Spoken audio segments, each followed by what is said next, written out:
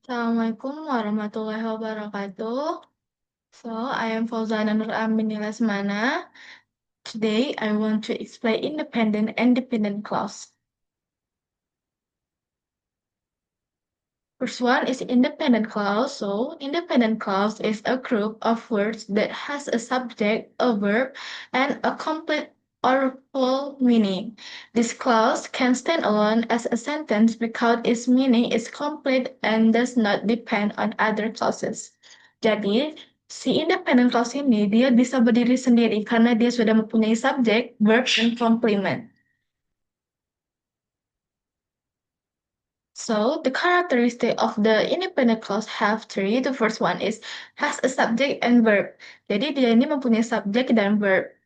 Second one can stand alone. Dia dapat berdiri sendiri. And the last one does not require other clauses.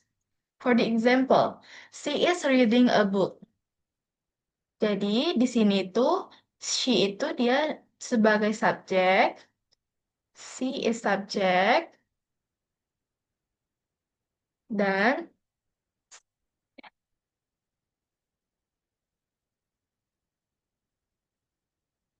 wait a minute. Is reading ini dia itu adalah verb-nya. Jadi ini contoh dari independent clause. Yang pertama, si-nya itu subject, is reading itu verb, dan a book itu adalah komplementnya. The second example is we want to library. We itu sebagai subjek, we itu sebagai subjek, when itu sebagai verb, dan to library ini komplementnya. The last example is they study English every day. Jadi, di dalam kalimat ini, day-nya itu yang menjadi subjek. Study English itu adalah verb-nya, dan every day itu adalah komplementnya. Oke, jadi subjek itu ada I, you, they, we, she, sama she, he, it.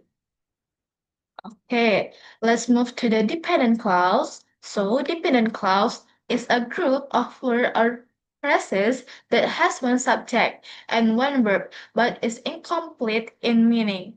A dependent clause can stand alone as a sentence because it lacks meaning. Jadi berbeda dengan independent clause. Kalau independent clause itu dia bisa berdiri sendiri, kalau dependent clause ini dia tidak bisa berdiri sendiri. Harus ada kayak kata penghubungnya, nih, seperti ini. The characteristic. Jadi seperti karakteristiknya ini. Jadi karakteristik of dependent clause itu adalah using conjunction. Conjunction itu seperti fanboys or connecting word such as but, and, or, so, for, or however. Have the second one having dependent markers like because, however, after, before, for, when, all, even though, since, wherever, then even though, sorry, and etc. Okay, let's move to the type of dependent clause. Jadi, dependent clause itu ada three types. The first one is as an adverb clause. Jadi, fungsi utamanya adalah sebagai adverb yang dimulai dengan subordinate conjunction atau kata penghubung. Kata penghubung subordinate. For the example, she went to the market yesterday after she visited her uncle's house in the town. Dia mau pergi ke pasar kemarin setelah ia mengunjungi rumah pamannya di kota. Jadi, adverbial clause menjelaskan keterangan yesterday, yaitu after she visit her uncle house in the town. Masuk ke yang kedua. Yang kedua itu adalah sebagai adjective clause. Jadi, klausa ini berfungsi sebagai adjective untuk menjelaskan noun atau kata benda. Adjective klausa juga sering disebut dengan relative clause. For the example, the man who is cooking for the lunch is my father. Laki-laki yang sedang memasak makan siang adalah ayah aku. Adjective clause ini di sini menjelaskan the man atau kata benda yaitu who is cooking for the lunch. And the last one is sebagai noun clause. Jadi yang dependent type jadi yang terakhir itu adalah sebagai as a noun clause. Clause ini berfungsi sebagai subjek atau objek dalam kalimat. For the example, she doesn't understand why my mother always give her some money every Sunday. Dia tidak tahu kenapa ibuku selalu memberinya uang setiap hari Minggu. Dalam contoh ini, noun clause menjadi objek kalimat. Noun clause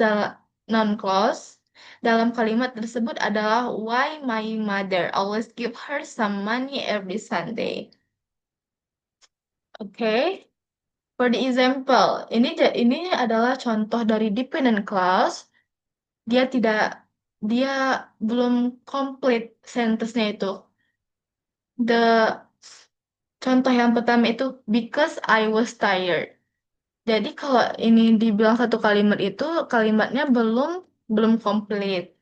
Yang kedua itu when she arrived dan ketiga itu because it was raining.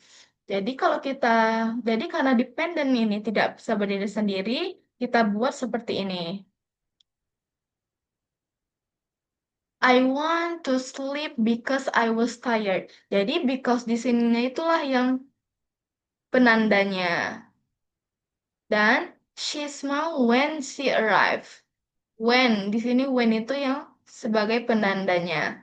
Dan yang terakhir itu I stay at home because it was raining. Jadi, di contoh yang ketiga ini, kalimat because-nya itu yang sebagai penanda dari dependent clause tersebut. Okay, so I think that's all for my explanation for independent and dependent clause. Assalamualaikum warahmatullahi wabarakatuh.